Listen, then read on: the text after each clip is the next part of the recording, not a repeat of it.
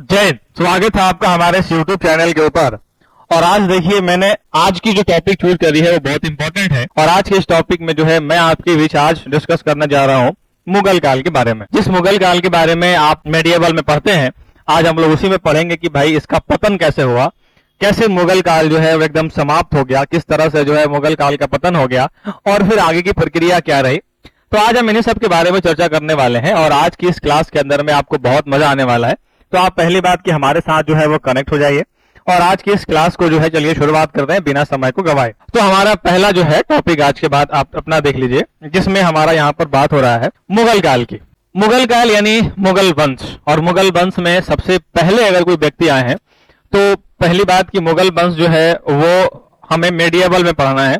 हमने modern history के अंदर में जो उत्तर मुगल काल है, जहां से मुगलों का एक्चुअल में पतन शुरू हुआ था, वहां से पढ़ते हैं इसके बारे में। तो यहाँ पर देख लीजिए, पूर्व मुगल काल जो है, जो मुगल काल की जो पहले वाली घटनाएं हैं, 1526 से 1707 के आसपास का घटना है ये।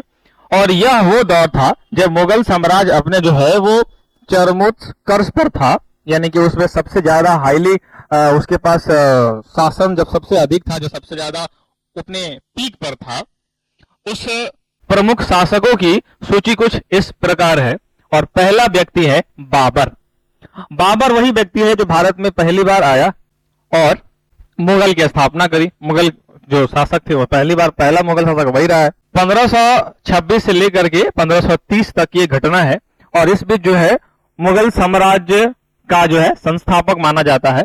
उसके बाद हुमायूं आया और 1530 से 40 के बीच में रहा है और यहाँ से हुमायूं बीच में जो है वो अपना शासन खो दिया। और उसके बाद अगला जो शासक फिर से शासन जो ग्रहण किया वो 55 से लेकर के 56 तक रहा। जो बीच में आप देख रहे हैं 40 के बाद और 55 के पहले, इन 15 सालों में वो एक व्यक्ति था बिहार का जो सासाराम का रहने वाला था। उसका नाम था शेर शाह सूरी। शेर शाह सूरी जिसका मकबरा भी है और वो व्यक्ति 15 साल तक इसको हुमायूं को हरा करके और वो खुद उस गद्दी पर बैठा रहा।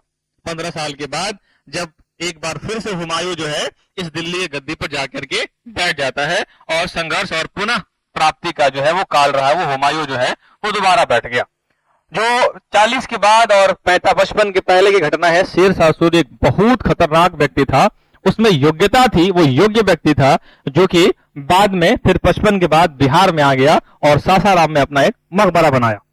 मैं आगे की शुरुआत करता हूं और मैं आपके सामने जाके बताने जा रहा हूं। उसके बाद अकबर आया और अकबर जो है वो 1556 से लेकर के 1605 के बीच में रहा और 1605 में जो है उसकी जो है एक बीमारी की वजह से मौत हो गई और बीमारी की वजह से ये मर गया। साम्राज्य का विस्तार और जो है वो सुदृढ़ीकरण ये किया क्योंकि अकबर में भी योग्यता थी। उसके बाद आया जहांगीर। जहांगीर जो है वो 1605 में आया और 1627 तक रहा। और इसी बीच में जब जहांगीर था तो अंग्रेजी का प्रवेश हुआ।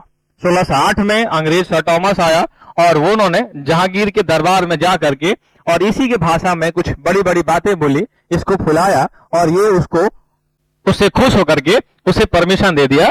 जो 1613 में काम अधूरा था वो 1615 तक जो है सूरत में अधिकृत रूप से जो है कंपनी की स्थापना शुरू हो गई। तो इसी के काल में जो है वो अंग्रेजों का आगमन हुआ। उसके बाद औरंगजेब आया 1658 से लेकर के 1707 तक, क्योंकि शाहजहां 27 से लेकर के 58 तक रहा। और औरंगजेब जो है वो एक अयोग्य शासक था। यहीं से मुगलों का पतन शुरू हुआ क्योंकि ये जो शासक था हमारा, यानी कि जो औरंगजेब की मैं बात कर रहा हूँ, इसको शराब और शराब से फुर्सत नहीं रहती थी। तो शराब और शबाब से जब फुर्सत नहीं रहता था तो शराब और शबाब में इतना डूबे रहता था कि भाई उसको वहां पर टाइम नहीं मिलता था और साम्राज्य की अधिकतम सीमा जो है पतन की शुरुआत कर दिया। तो औरंगजेब से ही क्या हुआ, पतन जो है वो शुरुआत हुआ, पतन यहीं पर इसका खत्म हुआ, यानी कि पतन की शुरुआत यहीं से शुरू हो गई। अब यहां से देखो मुगल वंश के परिवार के वंशावली के बारे में। बाबर आया, हुमायूं आया, अकबर आया, जहांगीर आया, शाहजहां आया, औरंगजेब आया, मुरादा आया और ये पूरी जो है उसकी खानदान है। इसके बारे में अगर मैं आपको बता भी दूं तो थोड़ा समझ नहीं पाओगे जब तक इसके बारे में हम लोग पढ़ ना लें। तो अभी आप परेशान मत हो, हम लोग इसके बारे में पढ़ने वाले हैं और जब पढ़ लेंगे उसके बाद आपको सब कुछ क्लियर हो जाएगा। तो अभी थोड़ा सा वेट करो। यहाँ पर हमारा देख लो मुगल काल जो है वो मुगल साम्राज्य की स्थापना कब हुई थी। तो बाबर ने 1526 में मुगल साम्राज्य की स्थापना की और इब्राहिम लोदी ने पानीपत की पहली तारीख से हराया था। इसमें पहली बार इसने हराया था। प्रमुख मुगल शासक कौन कौन रहा है? बाबर, हुमायूं, अकबर, जहांगीर, शाहजहां और औरंगजेब। और औरंगजेब के बाद तो कहानी खत्म ही हो गई थी, उसके बाद तो सब कुछ मिटने वाला था। मुगल काल की कुछ विशेषताएं थी, कला और वास्तुकला का विकास, बड़े किले, कुएं, व्यापार। औरंगजेब की मृत्यु के बाद साम्राज्य जो है वो कमजोर हुआ और अंत में शासक जो है वो कहानी ही इसकी खत्म हो गई, ये चला गया। अब देखो यहां से शुरू होता है हमारा उत्तर मुगल काल। भाई साहब इसको बार बार रिवीजन करना होगा, कोई जड़ी बूटी नहीं है कि इसको एक बार में पिला दिया जाए। उत्तर मुगल काल का जो समय रहा है वो 1707 से शुरू हुआ और 1857 तक रहा है। यानी इसमें जितने भी शासक रहे हैं सारे के सारे अयोग्य रहे हैं। कोई पिता के दम पे आया तो कोई चमचा के दम पे आया तो कोई किसी किसी कारण से आया, बट सारे के सारे जो है वो अयोग्य रहे हैं। औरंगजेब की मृत्यु के बाद का जो समय जिसमें साम्राज्य कमजोर होने लगा और इसकी मुख्य विशेषताएं क्या क्या थी ये ध्यान रखना। हालांकि विशेषताएं इसकी कमजोरी थी कि कमजोर एवं अयोग्य शासक, पहला व्यक्ति कमजोर एवं अयोग्य शासक, नेतृत्व की कमी, छोटा छोटा शासनकाल, राजाओं का जो है वो जल्दी जल्दी बदल जाना, इतना जल्दी जल्दी जैसे कि परिवर्तन होता था। इसमें शासक में इतनी पावर नहीं थी कि ये लोग लंबे समय तक टिक पाए। दरबारी गुटों का प्रभाव जो है वो अंतरिम राजनीतिक और षड्यंत्र इसमें रह गया। देखो जब षड्यंत्र सामने आया तो कहानी तो खत्म ही होनी थी। सैन्य और आर्थिक स्थिति का कमजोर होना, क्योंकि इसमें सैन्य ही नहीं थे। अगर राज्य में योग्यता नहीं रहेगी तो फिर सैन्य तो अपने आप कम हो जाएंगे। राजकोष का खाली होना और सेना की जो है वो दुर्बलता यहां पर दिखाई देता था। सामान्य का यानी कि साम्राज्य का टूटना और क्षेत्रीय शक्तियों का जो है स्वतंत्र होना जो है ये भी एक इसका कारण था कि जब हमारा साम्राज्य टूटता था और साम्राज्य टूटने लगे तो क्षेत्रीय शक्ति का क्या हो गया? स्वतंत्रता, यानी कि क्षेत्रीय जो है वो लगे बढ़ने, और जब बढ़ने लगे तो फिर कहानी खत्म हो गया यहाँ पर। अब मुगल साम्राज्य के जो पतन का कारण है उस पर एक एक करके डिस्कस करते हैं। औरंगजेब की धार्मिक और राजनीतिक नीतियां जो थी ये भी एक बहुत बड़ा नुकसान पहुंचाता है। इसमें से जजिया कर को पुनः प्रयोज्यता और नियंत्रण संघर्षों सहित उनकी नीतियों ने साम्राज्य, सामाजिक और राजनीतिक सामंजस्य को कमजोर कर दिया। जब औरंगजेब की धार्मिक और राजनीतिक नीतियों भी जो है वो एक बहुत बड़ा इसमें भूमिका निभाने के लिए। कमजोर आर्थिक स्थिति की बात करोगे तो शाहजहां और औरंगजेब के शासनकाल में किए गए व्यापक सैन्य अभियान ने राजकोष को खाली कर दिया, जबकि कठोर कृषि ने किसानों पर जो है वो दबाव डाला था। इसका मतलब है कि हमारा जो है उस वक्त की आर्थिक स्थिति जो है बहुत कमजोर थी और औरंगजेब का जो धार्मिक नीति था वो भी यहाँ के लोगों को पसंद नहीं आया। मतलब हर तरह से जो है अंग्रेजों का जो है माफ करना, मुगलों का जो है वो यहाँ से पतन जो है वो शुरू होने लगा, क्योंकि इनमें योग्यता थी नहीं, बस ऐसे किसी तरह से लोग शासन अपना चला रहे थे। अब यहाँ पर देखो अयोग्य शासकों का उत्तराधिकारी भी यहाँ पर था, जिसमें आप देख लो उत्तराधिकारी के स्पष्ट कानून के अभाव के कारण औरंगजेब के बाद के उत्तराधिकारियों के बीच जो है वो लगातार युद्ध हुआ। औरंगजेब जैसे ही इसकी मृत्यु हुई, औरंगजेब की मृत्यु के बाद शासकों के लिए आपस में लड़ाई हो गई और आपस में ये लोग क्या करने लड़ने लगे और उत्तराधिकारियों के बीच जो है लगातार युद्ध हुआ। और युद्ध होने के बाद अस्थिरता बनी रही और उसी में जो है वो क्षेत्रीय शक्तियों का उदय हो गया। जाहिर सी बात है जब ये लोग आपस में लड़ रहे हैं तो जब क्षेत्रीय विकास तो होगा ही, तो क्षेत्रीय शक्तियों का उदय हो गया और शक्तिशाली क्षेत्रीय राज्यों जो है विशेष रूप से मराठा के उदय ने मुगल सत्ता को चुनौती दे दी। अब जब क्षेत्रियों का उदय हुआ उसमें से एक सबसे ऊपर क्या निकल गया है तो मराठा लोग भी निकल गया है, क्योंकि मराठा तो बस इंतजार में थे कि कब मुगल कम पड़े, ये मुगल कब कमजोर पड़े और इनको हम लोग चुनौती देना शुरू करा। तो मुगलों का तो वेट ही चल रहा था कि भाई एक बार लोग जो है वो कमजोर पड़े उसके बाद इन लोग को ये लोग चुनौती देंगे। आए भाई साहब पहली बार बहादुर शाह प्रथम, इसका शासन काल रहा है 1707 से 1712, यानी कि 5 साल का रहा है इसका शासन काल। उत्तराधिकारी का युद्ध जो है ये क्या क्या हुआ सुनो ध्यान से। मार्च 1707 में औरंगजेब की मृत्यु के बाद उनके 3 बेटे थे, एक था मुअज्जम, एक था आजम और एक था कमबख्श के बीच जो है उत्तराधिकारी के लिए लड़ा। हालांकि कहा जाता है कि तीनों आपस में इतना लड़ लिया कि औरंगजेब के लाश को ऐसे छोड़ दिया था, उसको बाद में दफनाया गया। अब यहां से सत्ता का उदय हुआ। मुअज्जम ने जजाऊ आगरा के पास के युद्ध में जो है आजम को हरा दिया, यानी कि जो ये तीनों भाईवन था आपस में, ये मुअज्जम जो है इसको हरा दिया, आजम को हरा दिया। और जब आजम को हरा दिया तो ये वो जिंदा था। अब क्या हुआ तो जो है पहली बात की जजाऊ यानी कि युद्ध में जो है वो आजम को हराया और बाद में बीजापुर हैदराबाद के पास युद्ध में का कम बख्श को भी हरा करके बहादुर शाह प्रथम जो है इसकी उपाधि ली और साथ में दिल्ली सिंहासन पर भी आसीन हुआ। तो अगर ये मुअज्जम जो है ये किसको हरा दिया, पहली बात किसको हराया चला, तो कहाँ के युद्ध में, तो जजाऊ के युद्ध में, यानी जो आगरा के पास में है जजाऊ के युद्ध में जो है वो आजम को हरा दिया और वो कम बख्श को हरा दिया। कहाँ पर, बीजापुर जो हैदराबाद के पास है। और हराने के बाद जो है वो पहला व्यक्ति बना क्या, तो ये बन गया बहादुर शाह प्रथम की उसने उपाधि ले ली और साथ में दिल्ली के सिंहासन पर भी क्या किया, विराजमान हो गया। अब जब दिल्ली के सिंहासन पर विराजमान हुआ तो आगे देखो क्या हुआ। अब फिर यहाँ से बहादुर शाह प्रथम की बात करोगे, नीतियां जो है सत्ता हासिल करने के बाद उन्होंने समकालीन शक्तियों के साथ जो है वो शांतिपूर्ण मित्रता और सुलह की नीति को अपनाई। मराठा के साथ संबंधों को संभालने के लिए साहू जी, जिसको संभाजी के पुत्र जो थे, को कैद करके रिहा करना शामिल था। और प्रमुख संबंध और उपाधियों की अगर बात करेंगे तो औरंगजेब ने जो है संभाजी को क्या किया था, कैद कर लिया था।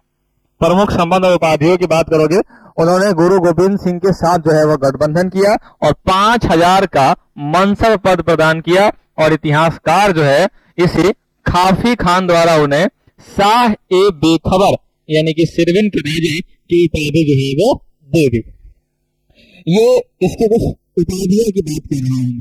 उत्तरकालीन के जो है वो एक बार देख लो आप एक नजर में, जिसमें आपको प्रॉपर दिख रहा है, तो उसको देख लो। यहाँ से बहादुर शाह प्रथम जो है 1707 से लेकर के 1712 तक रहा है। इसको क्या बोलते थे, शाह ए बेखबर।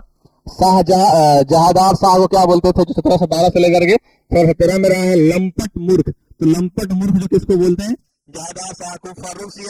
फारूक सियर एक ऐसा व्यक्ति था जिसको सैयद बंधुओं ने बनाया और बाद में फारूक सियर को सैयद बंधुओं ने ही मार दिया, इसलिए इसको बोलते हैं घृणित कायर। ये कायर था, ये बहुत अयोग्य शासक था। कब से कब रहा है, 13 से लेकर के 19 तक, 1717 से लेकर 1719 तक।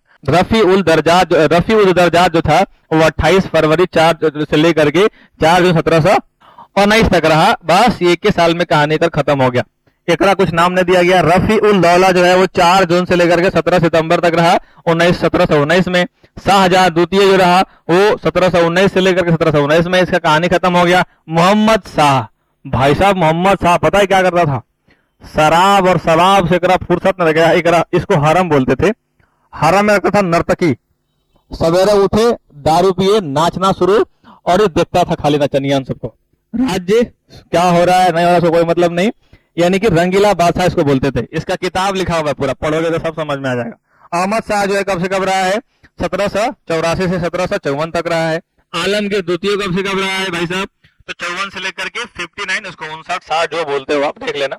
शाह आलम द्वितीय जो है वो कब से कब रहे हैं, तो 1759 से लेकर 1806 तक रहे हैं। और अकबर द्वितीय और सबसे लास्ट में जो है यह देख लो बहादुर शाह द्वितीय, जिसको हम लोग जफर कहते थे क्योंकि भाई साहब खतरनाक आदमी था, शायर था ये। अब आ जाओ इसके बारे में पढ़ते हैं थोड़ा सा, जहादार शाह के बारे में। 1712 से लेकर 1713 तक रहा है। उत्तराधिकारी का युद्ध जो है बहादुर शाह प्रथम की मृत्यु के बाद उसके 4 पुत्र, जहां पे कौन कौन था, जहादार शाह, आजिम उस शान, रफी उस शान और जहान शाह, ये 4 गो था। और चारों के बीच में जो है वो फिर संघर्ष हो गया, ले बेटा। उसके बाद जुल्फिकार खां की भूमिका निभाई गई। ईरानी गुट के नेता जुल्फिकार खां की जो है सहायता से जहादार शाह जो है गद्दी पर बैठ गया। मतलब ये चारों भाइयों में एक हॉई बैठा। कौन था, तो किसके हिसाब से, ईरानी गुट के नेताओं जो है जुल्फिकार की सहायता से। और ये जुल्फिकार भी बहुत खतरनाक व्यक्ति था, ध्यान रखना।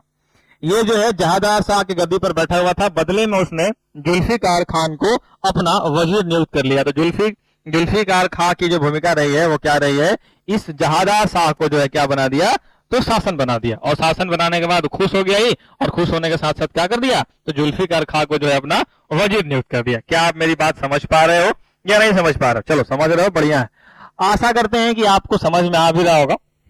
हालांकि मैंने अपने आप पर बहुत मेहनत करा और जो पिछली वीडियो आपने हमारा देखा था उसमें क्वालिटी कितनी खराब थी और ये बहुत छोटा छोटा था। तो अब देखो शकल सुंदर नहीं है मुझे पता है, लेकिन बाकी सब तो ठीक बना दिया। अब ये शकल तो बढ़िया नहीं बना सकते ना, बाकी सब सुंदर कर सकते हैं, शकल कैसे सुंदर करोगे यार।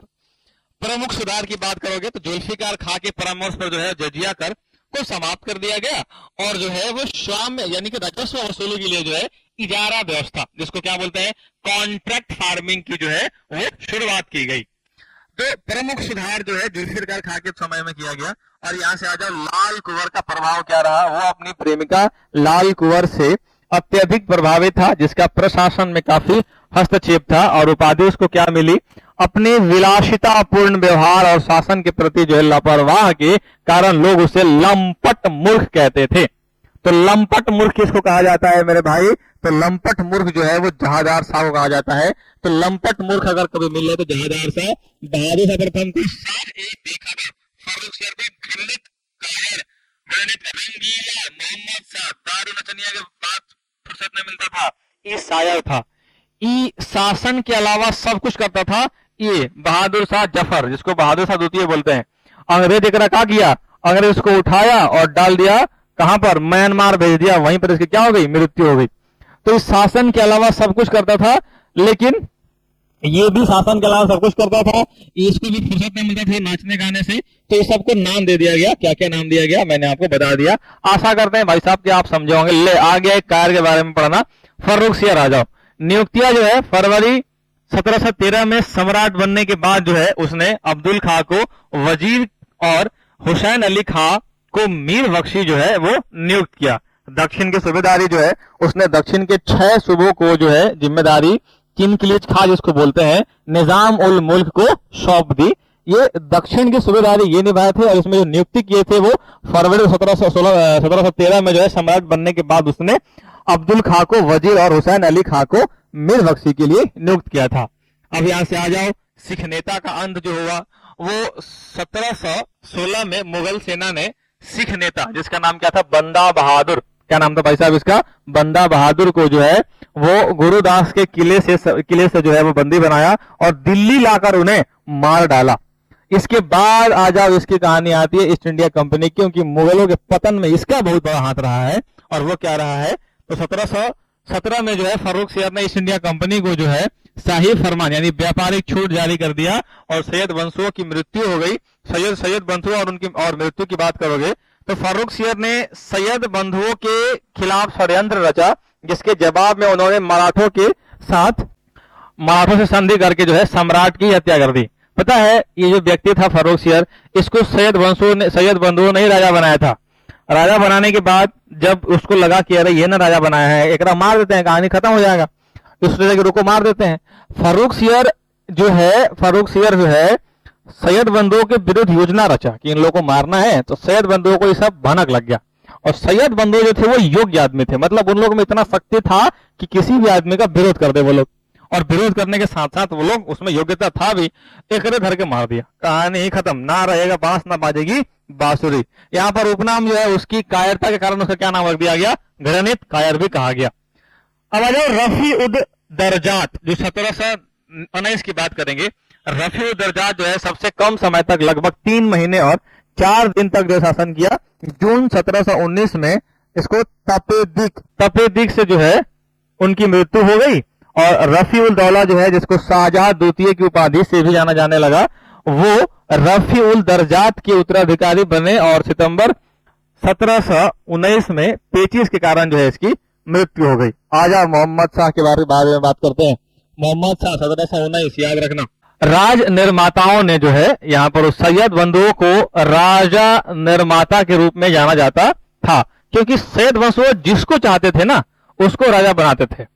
जिसको चाहेंगे राजा बनाएंगे, जिसको चाहेंगे राजा नहीं बनाएंगे। तो इन लोगों की जिनकी इच्छा होती थी उनको राजा ये लोग बनाते थे, जाहिर सी बात है। अब राजा जो है वही, यानी कि राजा इन लोग जो है जिनको मन कर रहा था राजा अपना, वो लोग अपना राजा बनाते थे। तो मोहम्मद शाह जो है शहीद जो है राजकुमार को सिंहासन पर बैठा दिया। अब सिंहासन पर बैठा दिया, सैयद बंधुओं का जो है वो अंत यहां पर आया। मोहम्मद शाह ने अंततः तुरानी नेता किनकिलिज खां, जिसको निजाम उल मुल्क के साथ मिलकर सैयद बंधुओं की हत्या करने और खुद को उनके प्रभाव से मुक्त करने की साजिश रची। कौन कौन रचा था ये, तो सैयद बंधुओं के खिलाफ रचा था कौन भाई साहब, तो ये रचा था सैयद बंधुओं के खिलाफ मोहम्मद शाह के अंत में जो है तुरंत, क्योंकि इसमें इतना योग्यता नहीं था कि अकेले कर ले। फिर आगे क्या हुआ, नादिर शाह का आक्रमण उसी वक्त हुआ, यानी उसके बाद हुआ था।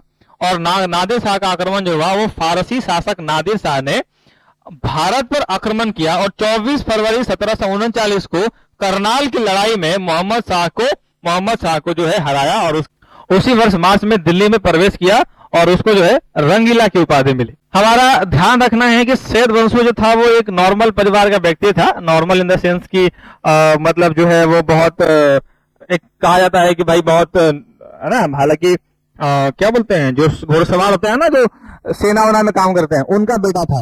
और उनका जो बेटा था तो उसको इस बात से तकलीफ था कि राजा का जो बेटा है, जो राजा बन रहा है, तो एक नॉर्मल व्यक्ति का बेटा जो है वो क्यों राजा नहीं बन सकता है। और इसलिए जो है वो अपने आप को प्रूफ करने के लिए बहुत क्रूरता दिखाई और उसने अपने आप को प्रूफ करा कि भाई राजा का व्यक्ति ही बेटा ही राजा नहीं बनेगा, बल्कि एक नॉर्मल व्यक्ति भी राजा बन सकता है। नादिर शाह के बारे में ये सब कहानी जो है वो है। तो राजा के बेटा राजा नहीं बनेगा, ये नादिर शाह जो है अपने स्टेटमेंट में कहा। यहाँ पर जो है मोहम्मद शाह जो है, मोहम्मद शाह को रंगीला कहा गया, जिसको रंगीन सम्राट के रूप में जो जाना जाता है। और उसके साथ शासन काल में दरबार में हीरो और महिलाओं का जो है वो प्रभाव देखा गया। इसके शासन काल में जो है वो सबसे अधिक क्या कराता था, तो हिजड़ा और महिला थी। इसके बारे में तो मैंने बता ही दिया। प्रमुख ऐतिहासिक घटनाएं देख लो। मोहम्मद शाह और चिनकिलीज खां जो है 1720 में मोहम्मद शाह ने चिनकिलीज खान का निजाम उल मुल्क को अपना वजीर नियुक्त किया और नादिर शाह का आक्रमण 1739 में नादिर शाह भारत पर आक्रमण किया और वह दिल्ली मयूर सिंहासन, जिसको तख्त ए ताऊत कोहिनूर हीरा भी भारी मात्रा में सोना और चांदी जो है वो लूट करके ले गया। भारत को किसने नहीं लूटा है, और भारत को ये भी लूट के लेके चला गया। और आज भी हमारे नेताएं जो है वैसे कई सारी ऐसी घटनाएं मिली हैं जो भारत को आज भी लूट रहे हैं। हालांकि छोड़िए, मानचित्र पर जो है वो 24 फरवरी 1739 को हुए कारखाने के युद्ध में, करनाल के युद्ध को जो है भी दर्शाया गया है। और अहमद शाह अब्दाली, नादिर शाह की मृत्यु के बाद उसका सेनापति अहमद शाह अब्दाली अफगान क्षेत्र में शासन बना और उसके साथ साथ जो है 1747-48 में पंजाब पर भी अपना पहला आक्रमण जो है वो कर दिया। चलिए, तो मैं आशा करता हूं कि आप ये सब समझे होंगे। और अब हम लोग आ गए अहमद शाह पर। और अहमद शाह जो है वो कब से कब रहा है भाई साहब, तो 1748-1754 तक। तो 1748-1754 तक जो रहा है वो देख लो। वजीर की नियुक्ति जो है वो अहमद शाह ने अपनी स्थिति को मजबूत करने के लिए अवध के सूबेदार सफदरजंग को अपना वजीर बना लिया। किसकी बात हो रही है भाई साहब, तो अहमद शाह की बात हो रही है। 1748-1754 की बात हो रही है। वजीर की नियुक्ति किसको किया, तो अहमद शाह ने अपनी स्थिति को मजबूत बनाने के लिए किसको बना दिया, तो अवध के सूबेदार जो थे, जो सफदरजंग को अपना वजीर बना लिया। साम्राज्य का विघटन कैसे हो गया भाई, तो साम्राज्य का विघटन कैसे हुआ था वो देख लो। मोहम्मद शाह के समय जो है शुरू हुई साम्राज्य के पतन की प्रक्रिया अहमद शाह के शासनकाल में और तेजी से हो गई।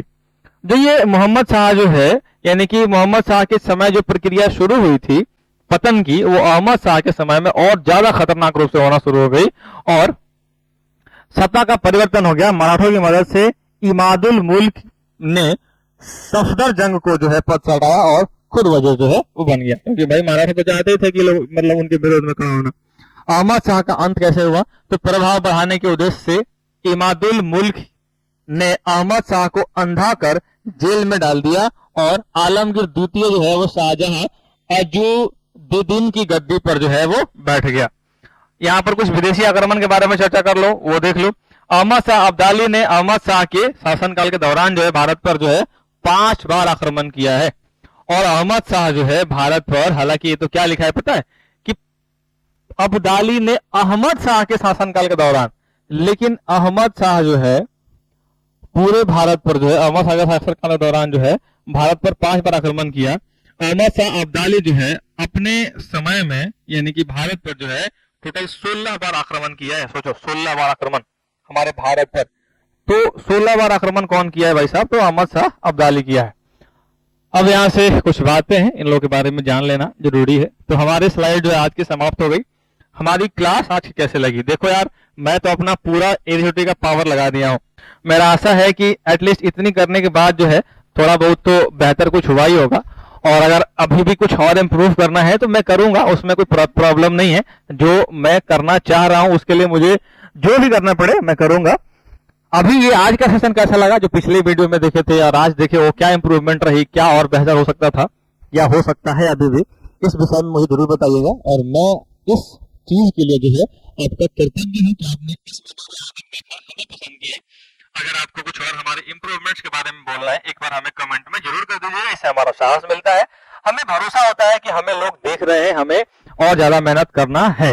और अगर आपको कुछ लगे कि ये कमियां हैं वो भी बताइए, पॉजिटिव बताएं ना बताएं, लेकिन कमियां जरूर बताइए ताकि हम अपने आप को और सुधार सके। फिलहाल इस वीडियो में इतना तक, मिलते हैं आपसे नेक्स्ट वीडियो में। इस वीडियो को देखने के लिए एक बार आपका दोबारा बहुत बहुत धन्यवाद।